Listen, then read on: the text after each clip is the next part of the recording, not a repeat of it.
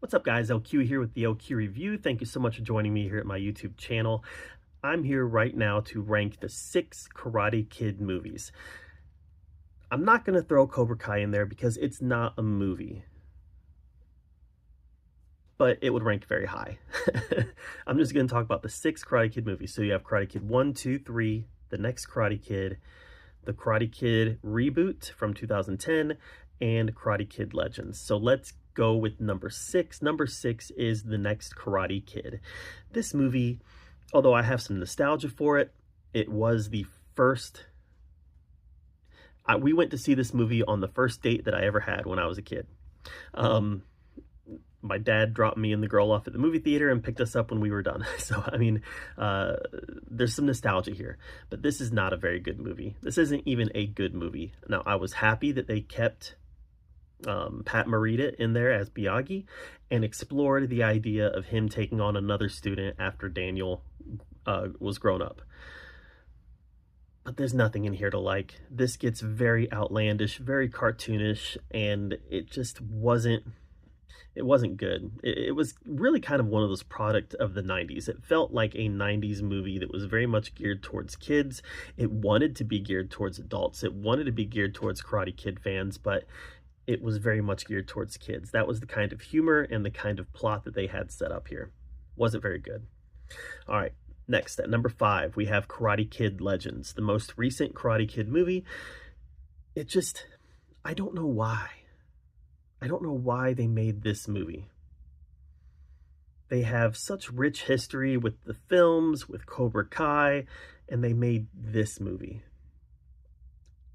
It just missed the mark on so many areas.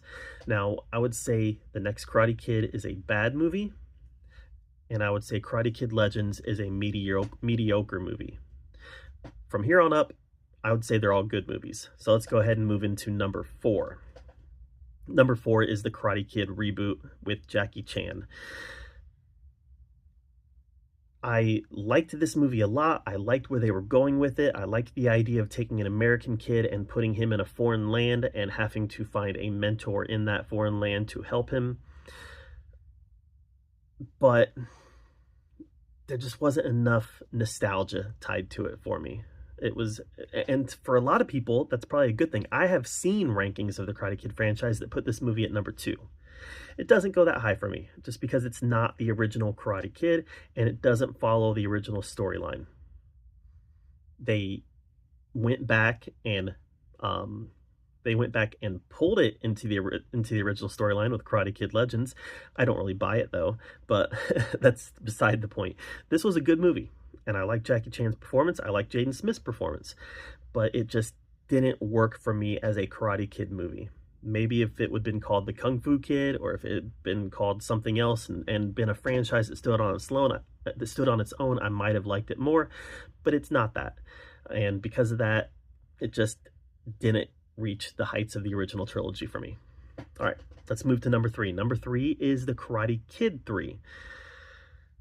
Kind of like The Next Karate Kid, this one is very much a product of its time. You've got the mustache twirling villain in Terry Silver.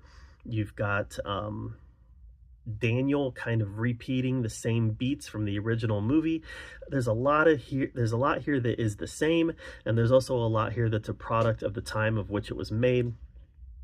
But this movie has something that The Next Karate Kid doesn't have. It has Pat Morita, it has Ralph Macchio, and it has the heart of the original franchise. And if there's one thing that this movie does have, it has a lot of heart. And the filmmakers, that clearly their hearts were in the right places. They just missed the mark of those first 2 movies.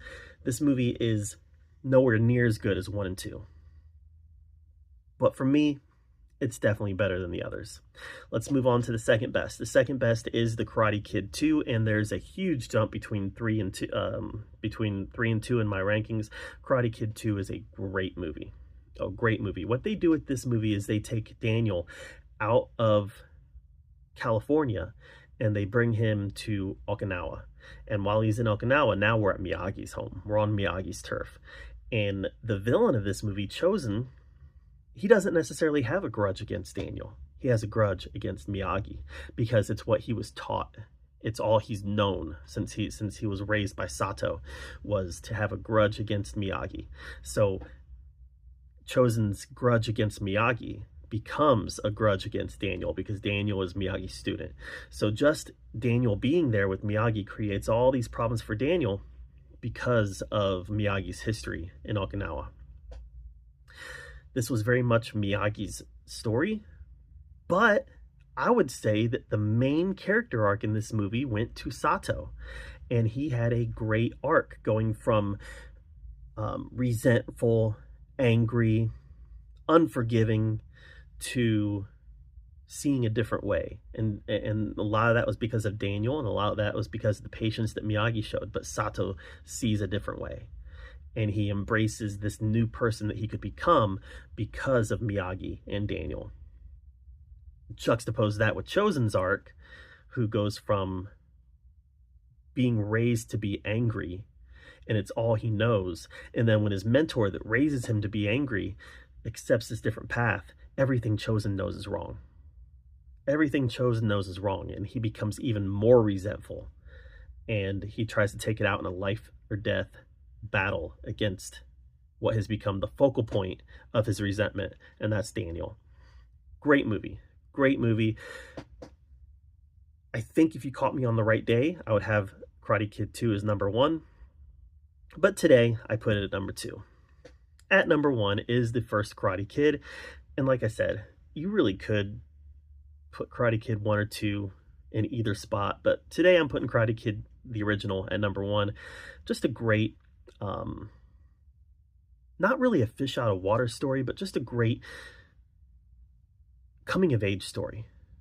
This kid has to start over with his single mom in a completely new place all the way across the country, and his mom is busy being as single moms are, trying to provide, trying to support, so he's on his own a lot, and he needs a dad. He needs a mentor, and he finds that in Mr. Miyagi. And guess what? Mr. Miyagi needed him too. And what they do is they complete each other. Mr. Miyagi now has a son, and Daniel now has a dad. And seeing that relationship go from nothing to where it ended up, where they became best friends, was just a really beautiful movie. And having William Zabka in there as the bully, Johnny Lawrence, was fantastic. There's just not much that I can really nitpick about this movie. Yes, it is a product of the 80s, and yes, that it wears it on its sleeve, but who cares? This was a great product of the 80s, and this was a fantastic movie, and I definitely put this at number 1 in the Karate Kid franchise. So that's my ranking. How would you rank the movies? Let me know in the comments down below. While you're down there commenting, make sure that you subscribe to my channel, and until next time, we'll see you guys later.